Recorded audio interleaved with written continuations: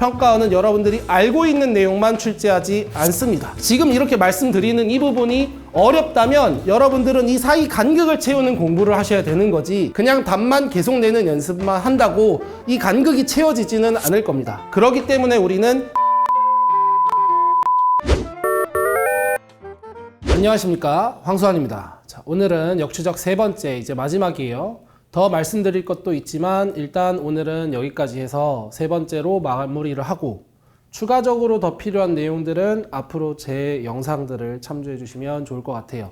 제가 이 문제를 이제 들고 온 이유는 지금 최근에는 경우를 둘 중에 하나를 골라서 어떤 수열의 기납적 정의를 진행하는 문제들이 나왔다면 이 문제 경우는 그렇게 풀지 않아요. 그래서 그 풀이 과정을 통해서 여러분들이 앞으로 혹시 나올 문제들에 대한 대비가 될 수 있었으면 좋겠다. 또 여기 사이에는 여전히 역추적으로 해도 될 것처럼 보이는 부분이 있는데 그 부분을 제가 조금 다르게 한번 보여드릴게요. 이 문제는 2020학년도 수능 나형 21번입니다. 그래서 요거를 진행을 할 때 다른 것보다 여러분들은 먼저 요것을 먼저 보세요.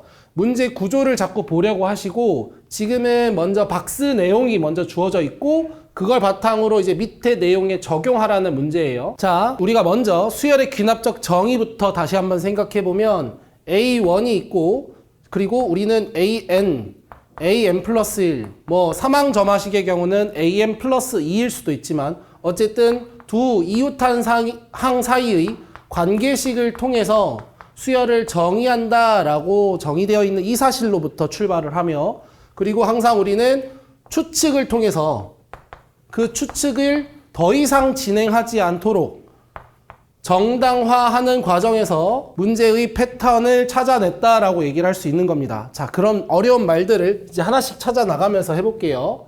언제나 시작을 n equal 1일 때부터 시작을 하시죠. 우리는 A1으로부터 두 번째 항, 세 번째 항이 나타나요. 이거를 줄글로 그냥 쭉 쓰는 게 아니라 생각해보면 A2랑 A3이 A1으로부터 만들어진다라는 것을 볼 수가 있습니다. n에다가 1을 넣었을 때요. 각각의 A2와 A3은 A1으로부터 만들어지고 있죠. 이해되십니까? 자, 그리고 이 상태에서 어떤 사람은 추측을 해보는 거예요. 어떤 원리가 들어가 있을까?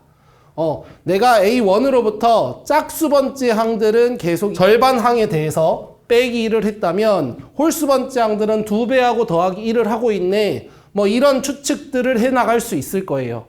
제가 지금 일부러 박스 밑에 있는 내용은 안 보고 여러분들이 지금 패턴을 찾아 나가는 것에만 집중을 하고 있습니다. 그러니 여러분들도 이 부분을 조금 더 집중해서 훈련을 해보셨으면 좋겠어요. 자, 보세요, 여러분. 내가 다음을 이렇게 추측을 하게 된다면 우리는 이 다음도 그리 어렵지 않게 추측이 가능해요. 무슨 말이냐면 A2를 진행을 할 때도 A2로 인하여 우리는 A4와 A5가 만들어진다라는 것을 금방 생각해낼 수 있습니다. 또 A3을 통해서 A6과 A7이 만들어진다는 것을 금방 알 수 있어요.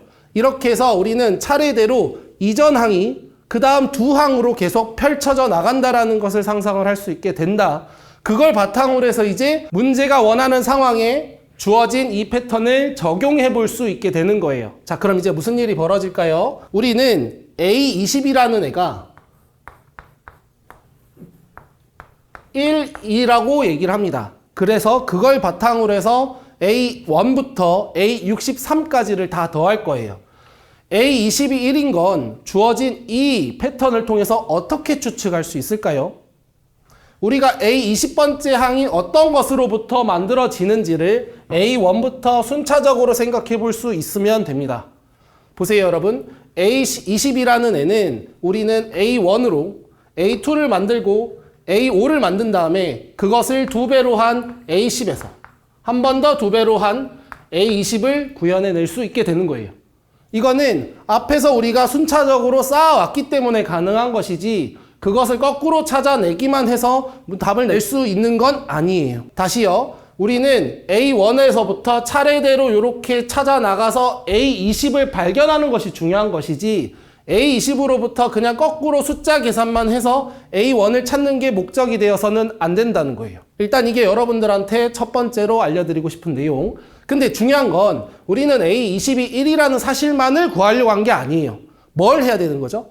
그것일 때 첫 번째 항부터 63번째 항까지의 합을 구할 거예요. 그래서 그 합을 어떻게 구할 수 있을지를 고민을 하면서 이 패턴들을 적용을 하는 게 매우 중요한 겁니다. 합은 어떻게 사용을 하지? 이 패턴과 관련되어서 이게 메인이에요. 이걸 보지 못하면 계속 기계적인 계산을 할 수밖에 없습니다. 우리가 A1부터 A63까지의 합을 계산을 한다고 하면 A1, A2 해서 수열의 합의 정의를 생각을 하게 되겠죠. 근데 저것들을 이제 구현할 때 내가 미리 이렇게 찾아 놓은 이 패턴들을 더해 나간다고 한다면 마치 이런 추측도 가능합니다. 혹시 이렇게 두 개를 더해 볼까? 이렇게 두 개를 더해 볼까? 요렇게 두 개를 더해 볼까도 가능합니다. 어렵다고요? 그냥 이렇게 A1, 2, 3, 4, 5, 6, 7 이렇게 더하다가 여기 써져 있는 이 그림을 최대한 생각을 해보면 여기 있는 애 따로, 여기 있는 애 따로를 생각도 해볼 수 있는 거예요. 지금 이렇게 말씀드리는 이 부분이 어렵다면 여러분들은 이 사이 간극을 채우는 공부를 하셔야 되는 거지 그냥 답만 계속 내는 연습만 한다고 이 간극이 채워지지는 않을 겁니다.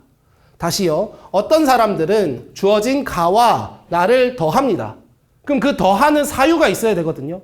그게 이제 이 더하기들이 있기 때문에 더한다. 일 수도 있지만 우리가 패턴을 찾아 나가는 과정에서 그렸던 이런 그림을 통해서 내가 한번 이렇게 더해 볼까라는 가능성이 조금 더 높아질 수 있다고요. 우리가 그러면 이렇게 더했을 때 무슨 일이 벌어지는지를 한번 볼게요. 내가 A2랑 A3을 더한다라는 얘기는 저기 있는 이 식을 통해서 A2n과 A2n 플러스 1에 n에다가 1을 넣었을 때 그리고 나서 그것들을 더했을 때 모습이랑 같다고 생각을 해보면 주어진 이 식을 나는 3배의 A1이라고 표현을 할 수 있겠죠. 그리고 A4, 5도 다시 한번 같은 맥락으로 봐보면 2를 더해서 3배의 A2라고 생각을 할 수 있겠죠. 무슨 패턴이 나오고 있는지 보이세요? 2를 더했더니 이전 항에 3배가 나타납니다. 2를 더했더니 이전 항에 3배가 나타납니다. 2를 더했더니 이전 항의 3배가 나옵니다. 이해되세요? 이렇게 보게 되면 우리는 계속 패턴을 그려나갈 수 있게 되는 거예요. 그러면 보세요. 다시 한번. 이번에는 A3, A2가 3배 된 이것을 다시 한번 더해봤을 때 우리는 3의 제곱에 A1으로 이렇게 바꿀 수 있는 순간 A1, 3A1, 3의 제곱 A1 하면서 나머지 것들에 대한 패턴까지도 찾을 수 있게 되겠죠. 보이시나요? 등비수열. 그죠? 그래서 등비수열의 합으로 주어진 질문이 바뀌게 됩니다.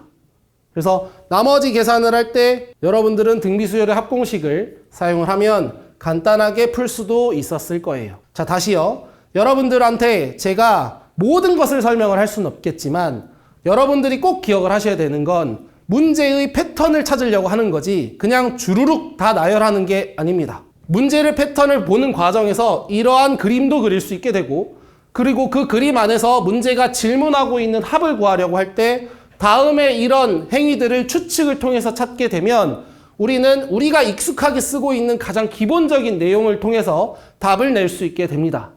이렇게 여러분들은 추측을 통해서 문제의 새로운 풀이를 찾아낼 수 있도록 훈련을 하시는 것이 매우 중요합니다. 평가원은 여러분들이 알고 있는 내용만 출제하지 않습니다. 그렇기 때문에 우리는 일관되게 사용할 수 있는 훈련 도구로 여러분들이 직접적으로 훈련을 하면서 강화시켜야 될 부분을 연습을 꼭 하셔야 되는 겁니다. 그래서 오늘은 여기까지 하고 역추적 제가 존중은 하겠습니다. 근데 역추적하지 않고 하는 공부를 매우 중요하게도 생각을 하십시오. 그렇게 균형 잡힌 공부를 통해서 올해 수능도 좋은 점수를 얻으실 수 있으셨으면 좋겠습니다.